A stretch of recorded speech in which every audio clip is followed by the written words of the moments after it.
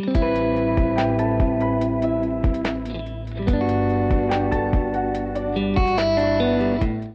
to Matcha Morning Club, the cozy lifestyle podcast hosted by your two favorite besties, Alexa and Viktoriia. Good morning, everyone. So today we will be, as usual, sipping on matcha, although this time is a bit different. It's a matcha-infused drink, from what we understand. It's called a Perfect TED Healthy Energy Drink. I'm trying a juicy peach flavor, and Alex is trying, what is it, apple and raspberry or something like that? It is apple raspberry, yes. So it's a bit different for us this time. We're trying to see and try lots of different things. And today we are talking about something very important. Imposter syndrome. Yes, we are indeed. What is imposter syndrome?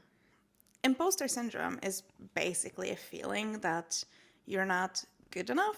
And it's very persistent. And I feel like it's a very nasty, nasty feeling. There's nothing good about it. And yeah, I feel like it crops up at the worst of times for me usually. It's one of those things that not everyone would experience, but I think it's a lot more common that we think, because people just, it's not one of those things that you would openly talk about. It's not something that you would share. And that's sort of like what we're going to catch up on today. I think we both experience it in one way or another, and I feel like our stories are somewhat similar as to why we have it. So we're going to unpack that today and chat to you guys about, maybe how can we make it better? Absolutely. So for me personally, I did not know what it was. I experienced it first. So it's that, for me, really weird feeling of maybe being in a group of people and not quite feeling that I belong in a way. Again, like exactly that feeling of an imposter. And the first time I ever experienced it was in a group assignment at university here in UK. I actually never experienced it before when I was studying in Ukraine. It only happened to me, didn't even happen in France when I was studying there, which is quite interesting. So we had a group assignment. So we had to put a strategy together, then film a video about it, lots of different things.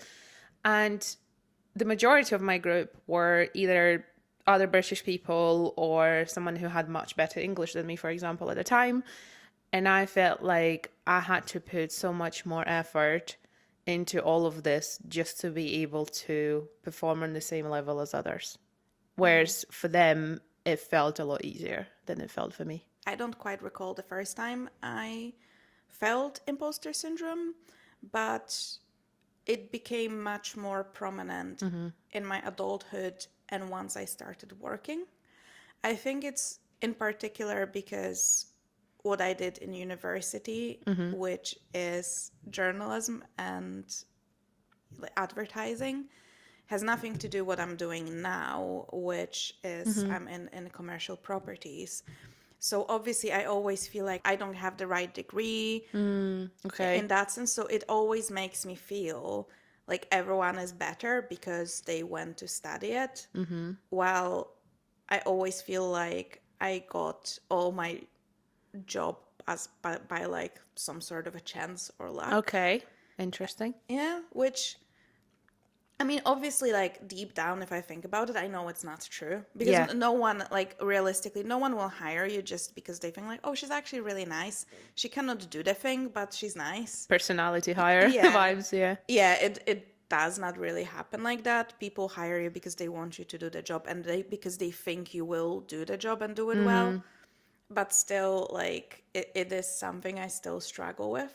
I think some of the other characteristics is, to me personally, as if I was pretending being someone I'm not, which is not really the case. I do, however, firmly believe in the fact of fake it till you make it. But you can paint it in a positive way, you can paint it in a negative way. But I think that feeling of almost being like a fraud, like I'm not supposed to be here, I'm just here because it happened and now I kind of need to deal with it. I think overall it's a very complex thing. It's hard to explain in just one line. It's also hard to explain to someone who's never experienced it before. So if we have some listeners who are listening to this and wondering, what are they actually talking about?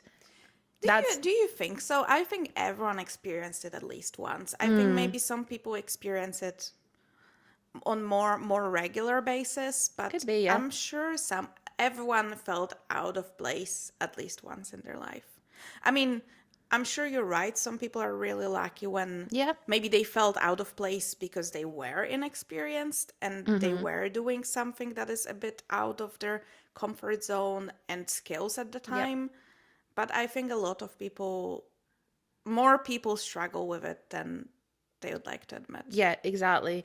And for me, I'm a little bit of a perfectionist as well. So I don't, you know that so well. I don't take compliments well. I don't take praise well. And for me, say at work, someone compliments my work or says I'm doing well, I'm sort of like, yeah, thanks. And I move on to the next thing because I feel like I have to prove myself all the time. Although I must admit, it's gotten easier in the last couple of years. I used to have a very major, at my first job, I was like, what am I doing here? There's someone else that will do it so much better. Whereas now, 5, 6 years later, it's definitely settled down because I actually believed in myself. I know I'm an expert and all of that kind of stuff. Yeah, It changed. I think what I often do is I minimize my successes. I am Mm-hmm. not my best and biggest cheerleader, Yeah. unfortunately. So when someone comes in here and says, "Oh, you're so good at this," I'd be like, "Oh, thanks. It's so easy though." Yeah, you would add that little comment of like, oh, thanks, but But there's always, I think exactly. that's a good example of basically an imposter syndrome or just someone maybe not being too confident in what they do. I find myself saying that all the time when I'm at the events when I meet new people and they ask me what I do. So I say, yeah, like I do this and I run this, but it's just this little thing or it's just this little agency.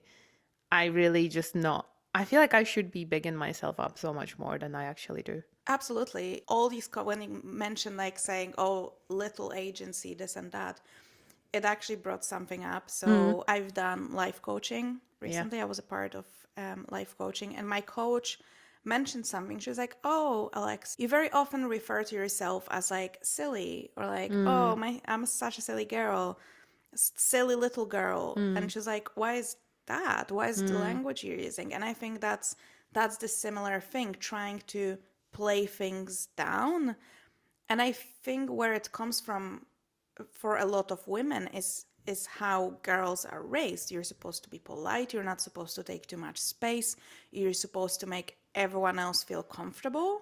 You're supposed to be quiet. It's, Yeah, yeah, everyone will remember people who watched Barbie movie, that monologue about women yeah, from there. It was very long. I would not be able to recite it all, but it's all about you're supposed to be quiet, but you're also supposed to be confident. You're supposed to make your own money, but you're not supposed to be too bossy and, all of that. And I think imposter syndrome is quite a big part of that, especially for women in this case. yes, I couldn't absolutely. talk for a man because I'm not one. Yeah, I don't know. And I'm sure a lot of men also deal with it, which I think it's been proven because it was thought to be a thing that mostly affected women, but it does affect both men and women. We wanted to give you a flavor of what it really feels like being someone with imposter syndrome because we both suffer from it, if that's the word. I don't like using that word, but that's what it is.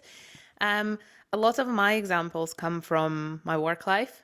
It's been very varied in a way. I've changed jobs in lots of different industries, but I was always doing marketing and content creation. And one of my very first jobs, I was running a paid media advertisement for a local company. And it was quite, I suppose, because it was generally my first job, I felt nervous. But also, a lot of the team were similar age as me. And I still felt that imposter syndrome because I felt like, oh, surely, but they know much more. For what reason? That was my one of my experiences, and I felt like this for the entire 7 months that I spent there. It was a very brief time, but the rest of them were designers. They were designing different things, and I was the only marketeer. Maybe that's why. I felt Potentially, like yeah. this because I did not have the same experience. I did not have the same job. I did not have the same responsibilities. So I felt like, oh, I'm the only one doing this thing. And maybe that's why I felt like this. And then in all the jobs that I had after, where maybe the majority of the team were a lot older than me, I also felt like a imposter because I didn't feel like I deserved to be there. I felt like they were just sort of like taking care of me there because I'm just, again, this silly little girl who does marketing for this tech company who, you know, they're all doing amazing things, not changing the world, but they're doing all these serious things. And what am I doing? Writing captions for LinkedIn for this company. In that way. And then when I started my most recent job at the agency, I did feel at the start of that, oh, like I've never worked at the agency. And again, I'm just this little simple Ukrainian here, and they are all British. And there's always that part of being a foreigner that I felt like was almost stopping me from realizing what I really am and what I really can achieve. And what really helped me in a way is maybe finding people with similar experiences, especially in content creation and doing social media so much more. Again, it's your own battle. You're putting your stuff out. You're just the only person there. And feeling imposter syndrome there's nowhere for it to be felt, if that makes sense. It's kind of like one of those things. You can't really compare yourself to anybody because everyone else is doing such a different thing. But then when I started making friends in the industry, that's when I realized someone has like 150,000 more followers than me. And I was like, oh, like again, I'm trying to get into something that I'm clearly not good at. But I know that I am good at it. And it's a very confusing feeling. And I can probably pick out an example from almost, if not every single month of my life, of my adult life, then maybe every couple of months that happened. That's my experience. I 100%, you know, feel the same way. Unfortunately, it's not a great feeling. Did you ever also feel, because I had it in my current job a bit, when you felt weirdly like grateful, like, oh, I'm so grateful. Yeah. They picked me, Yeah. the little girl. They took a chance on me, which, again, especially I work a corporate job, right? In a huge corporation, no one takes a chance on you because No, it's whatever. Like you need to do your job, and especially with this job, I've been in this job almost 2 years now. I still feel like I'm like a fresh person, like I'm new. And even though they reached out to me on LinkedIn yeah. about the job, so it's not even like I applied for it. Same for me. Exactly. It's so I like your brain tells you these things which are completely untrue, because when you put down, like lay down the facts, it doesn't make sense. And I kind of deep down I know this. Exactly. I think I'm the same. Like we both know that we are good at our jobs. We both know that we are good friends, that we are this and that and the next thing, but there's this kind of like a little hovering cloud over it that sometimes tries to get over your sunshine and tell you, yeah, you're not really. Yeah. And That's to me, like if I had to visualize it, that's how it feels to me. And then that cloud goes away sometimes, and then sometimes it's comes back, and just such a weird feeling. And I think that's why we really needed to talk about it. the biggest problem, and it's completely intertwined, so imposter syndrome is directly linked to comparison. So it stems from comparing yourself to others, because ultimately, if I looked back and like if I met me from summer 2016 Okay.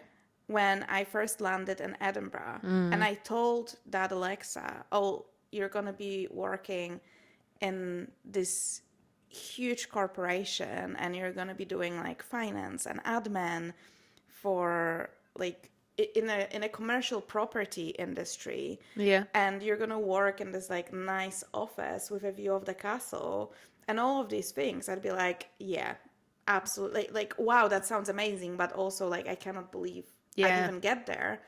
Because that was another thing which, touching again on that feeling of being a foreigner. When I first came to Edinburgh, that was supposed to be very short-lived. I was supposed to be here only for the summer. Okay. Wow. I know. Escalated. 9 years soon, but long summer for me. Yeah. But basically, my first job was in a souvenir shop because I was here for the summer and just wanted to chill. Yeah. And there was another girl in that shop, and she's also from Poland, and she's been in Scotland for I don't know how many years, let's say 5-ish. And she basically told me that it's really hard to get a job as a foreigner, and I think that was her, like, you know, internalized feelings. I mean, it is hard, but also I know, it's like but it's not that hard, is it? It's the same. I think she maybe had that same feeling of an imposter. Yeah. So basically, in her head, because she was a foreigner, she could only do jobs like this. She could only be in retail. She could never get an office job. And that's kind of what she told me. And she was a really lovely girl, but I was really young at the time. So it stuck with me. And for many, many years, I wouldn't even allow myself to think. I get where that's coming from, because we are almost used to the fact that if you live in a foreign country, you don't have like a good job, you don't have a career, you have that, you maybe work, you know, in a shop, like something that's maybe meant to be short term. I'm not saying that working in the shop is bad, because some people genuinely love it. People make it their whole career. But for me, like, I always had something in mind that I have to do this. And whilst I was studying, I did some photography in a nightclub, which was the worst job I've ever had. Never felt an imposter syndrome there. I actually hated it. But that's a different story. But I think if there's something you deeply care about, there's absolutely no shock that you would feel like an imposter. I think it just depends on how much it matters to you as well. That is a very good point, because I never felt like an imposter in my little souvenir shop. Because there was not much was at stake. Like, obviously, I wasn't like going for promotions, and I knew it's going to be temporary. And I ended up working there for a year, which is obviously longer than I expected. But I still knew that no matter how long I work there, it's a you were like, it doesn't matter. Time. Yeah, it's like, 5 months, 8 months, whatever. I'll be out of there. Yeah, because that's the difference as well. If it's a job or if it's a career, and if it's maybe a company you see yourself growing in, or maybe you want a certain experiences out of it, so then when you switch jobs, you can take it with you. Yeah. And I think that makes it much, much worse. But also, which is something I touched upon in my coaching, by the way, that coaching is my whole personality. She keeps now. going on about it. It's so good though, because I also was talking about these feelings that I can start on social media now, because obviously there's so many people and they're already so much better. And she simply asked me, do you want to be the best, let's say, photographer in the world? And I was like, no, actually, I don't care about that at all. So she was like, why do you compare yourself? Why don't you do the best you can do if you don't care about being the best ever? Yeah. But I think very often we just don't even think about what we really want and what are the experiences we want to get out of something. We just focus on not being good enough from the get-go. Like, there's people that are better, and that's true. And ultimately, for majority of people, there's always going to be someone who's better than you. I think for me, one of the biggest life lessons that I'm thankful I learned early, I know there will always be someone who's better than me. There's also will be someone who's worse. And it will always be the case.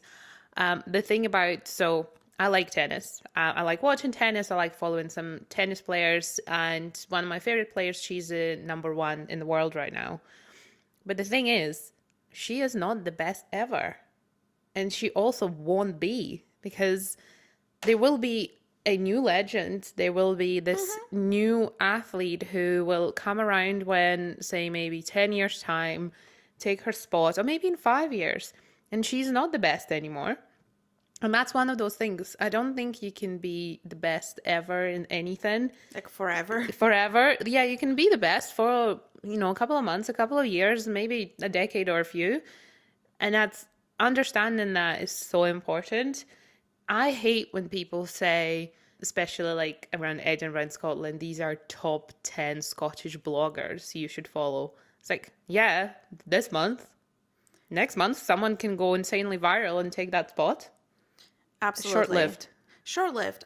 Also, we really like to think we're much more important than we are. Oh, exactly. Like, obviously, it's natural. You're the main character in your life, so you think about it, but every person thinks about themselves the most, which just shows it's a good example, because that tennis player you're talking about, Yeah. she's the greatest now. Yeah. I have no clue who she is. Exactly. I You didn't only know she existed. Yeah, you only know her because I told you. Yeah, absolutely. And then the same way we would know about someone else. Okay. But so that doesn't take away that she's from her so good. achievements Yeah. and her greatness.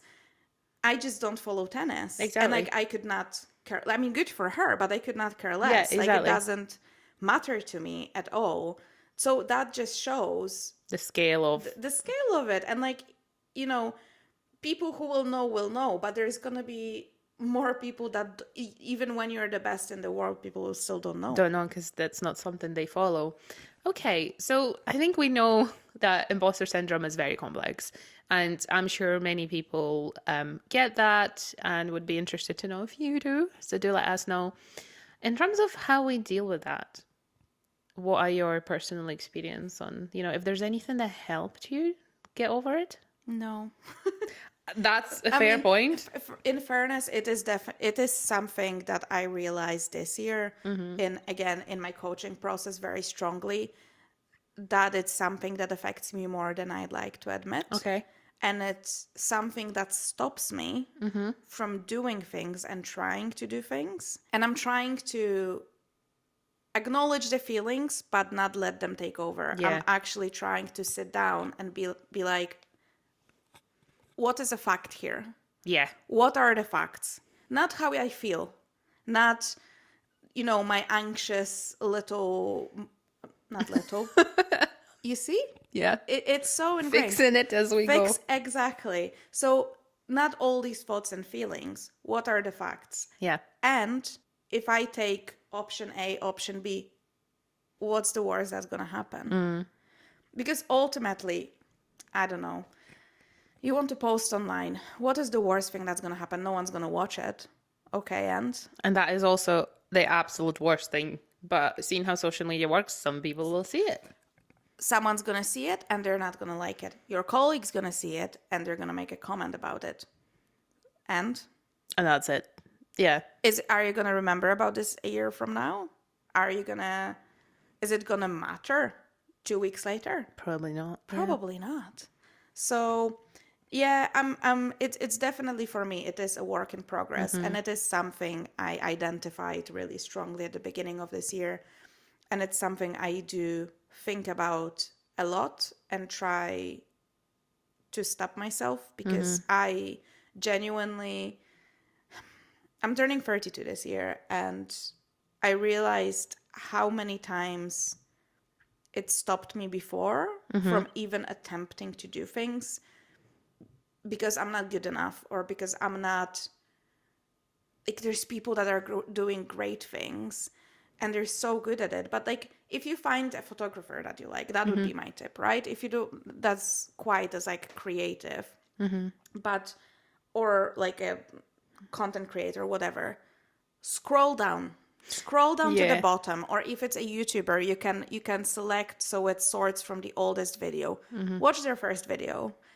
Not that great anymore, huh?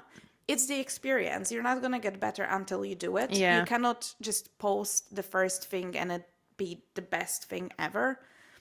Which I think the best example of it, have you seen that video of Post Malone and his first song? Yes. You'd never think this was guy so is going to be a superstar. You'd look at it and it's like, who's this weirdo, embarrassing weirdo? Who does he think he is?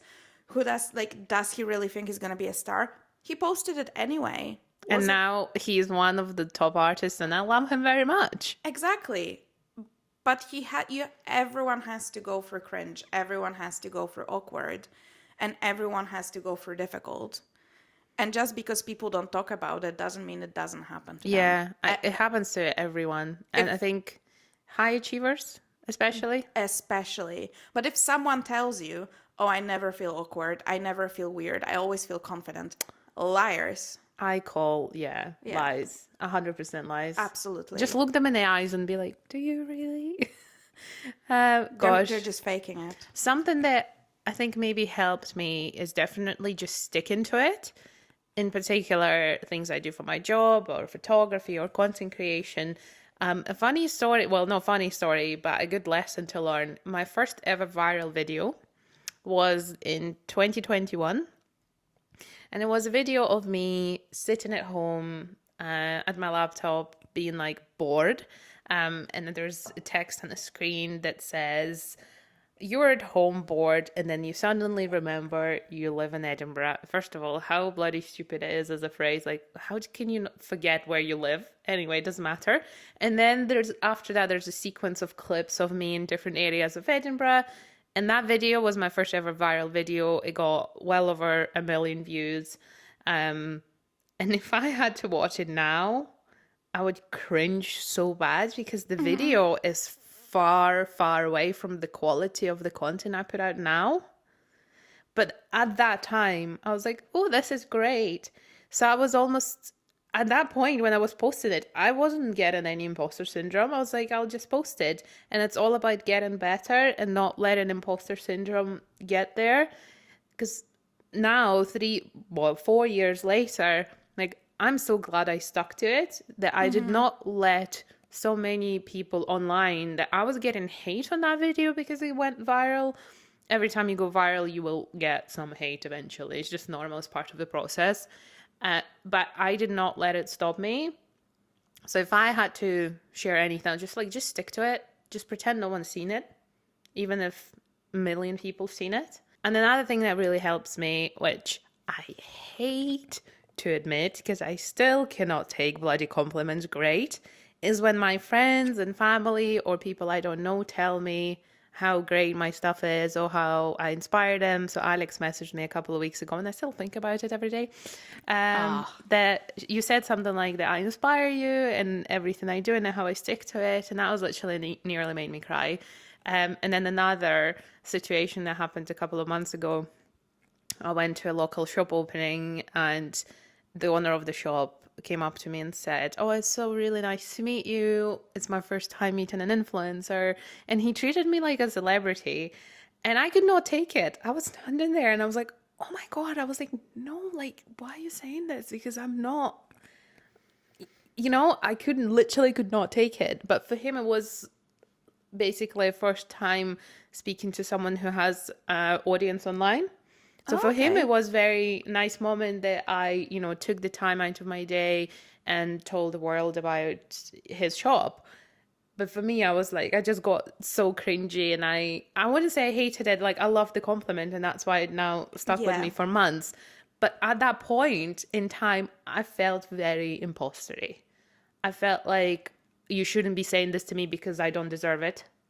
That's what I felt, which is so wrong. I should have just been like, thank you very much for saying this and that. But I don't remember what I said. I definitely went a little bit in my shell and just hidden. I'm thinking as well, we don't compliment other people enough. No. We really don't. And I realized that because, like, my boyfriend's fantastic at it. He's a very honest person. If he likes something, he'll tell you. If he doesn't like it, he'll give you his weird comment. Yeah, he'll probably, like, to me, but like, I remember my friend came over and he was like, oh, I really like your jumper. You look really nice. Oh, cute. And she was so like, taken aback. Oh, like, thanks. Because I feel like sometimes it's so unusual for someone to just, and especially for a guy to be so like, yeah, I like this. You look very nice. It maybe happens more often when you see someone dressed to the nines, like I know, for a party. like fancy dress. Not like everyday stuff, but no, he's very much into compliments. And God knows, I think it's partially like Eastern European upbringing. I couldn't take it. And he was like, you cannot take compliments. Mm-hmm. And then... generational issue. Yeah, it is. Because I think we that's my experience at least, like we were raised in a way that they wouldn't like over compliment you. Like being good was expected. Yes. That was the baseline. So if you've done good, there's nothing to say Yeah, because it's normal. because that's how it is. That's what you Yeah. should do anyway. So why should we clap and cheer that you passed your test? You know what I think we should do? We should definitely do a separate episode on, being brought up in Eastern Europe. Yes, if that's something you'd be interested in, let us Yeah, know. we'll definitely do it because I think it would be interesting not to only people from Eastern Europe, but also to someone who did not experience it at all. Yeah. Because it is wild. It is wild. Not in a bad way. It's very different. I think, as everything, it has pros and cons, but we'll talk about it later. Yeah. So you can wait for that episode. But I would say another thing I do and that really, really helps me is, which ties with the using logic, writing it down, journaling, because, or even saying things out loud. Next time you have like this really anxious, intrusive like thing in your head and you're starting to spiral, write it down. Okay. Or say it out loud. Because when you write it down and you reread it, your brain goes, no, that makes no sense. That is completely untrue. Okay. But in your head, you just That's so a very good tip. I need to try that. It literally, because sometimes the moment I'll say it to Cameron and I'm like, whoa. Wait a minute. Nuh-uh. So yeah, sometimes just, you need to get it out and like maybe if you're like really spiraling, sit down, write it out, close the notebook, come back to it Later, and like even like take a little break, come back to it, read it again. You're gonna be like, what was happening in there? Because this is completely not factual. There's no it's not reflected in reality whatsoever. So I think that would be my top tip for any overthinking, like imposter syndrome. Just take logic, because that's what it is. Imposter syndrome is it's a fake thing. It's not factual. Yeah, it's not real. So how you can beat it, I think, is with facts. Yeah. One of the things that I heard, that was another, probably like a podcast or a video, they said that we live in our head. We have so many thoughts going around. And it was an episode about anxiety, which I think can be tied into the imposter syndrome situation. So what they said was that around 99% of our thoughts are not real. In a way that everything you basically overthink about, or you make up scenarios, or you think, what if I did this? What if this happened? 99% of that is not real. What happens is what actually happened, which is only 1%. And that, I think about it quite often because, well, true. Sometimes I sit on the bus for like 30 minutes and the amount of thoughts I get, even when people sit next to me and I feel like, oh, I'm maybe taking up too much space. So, these kind of things. So just focusing, it's very hard to focus on what's real, but that's would be my tip. Just taking a step back. I really like what you just said about writing it down. I'm going to try it next time I have some stupid thoughts in my head. And I think that would really help. But also taking a step back. And what I personally rely on is my friends and family. Yes. I think having a good support system at work as well will really help with imposter syndrome in general. And once again, it's not one of those things that will be fixed overnight. It will not be fixed within a few weeks. We are talking probably months, if not years. I would say for some people it might be like literally lifelong, because those thoughts still can crop up, and especially like stressful periods of times, or when you're trying something new that's important to you. But then once you have these things in place, that you can just recognize it and be like, wait a second, brain, I recognize this. This is not true. And you can implement these things. Talk to your friend, talk to your colleague or your partner, or write it down, all those little things. I would also say, it just popped into my head. Another tip I'd have is to reframe the way you think about things. So I've heard it, I don't know where I've seen it somewhere online. Basically, that's what I'm doing this year, right? So when you're trying something new, whatever it might be, you want to start a new class, new sport, new job, new Yeah. creative endeavor, whatever it is, don't set it as a goal. Treat it like an experiment. Because if you set a goal and you don't achieve it, you failed. But you cannot fail an experiment. Yeah, because experiment just has a result, and the result might be positive, negative, whatever. But none of it is a failure, because you just learn from it. So let's say you started posting and things don't click. You It's a didn't game. fail. Yeah. You just learned what doesn't work. You're not going to do it again. You're going to try something different. So that's how I think about everything. And I also realized how, as adults, we expect so much of ourselves, and we're so afraid of looking stupid, or like looking like we don't know what we're doing. And I'm That's trying the thing, I think. to Yeah. fight it. So I'm not a very sporty person, but I just signed up for paddle classes. And for the longest time, in my head, I'd be like, oh, I'm going to go somewhere and I'm going to be really bad. I'm probably, what if I'm going to be the worst in the group?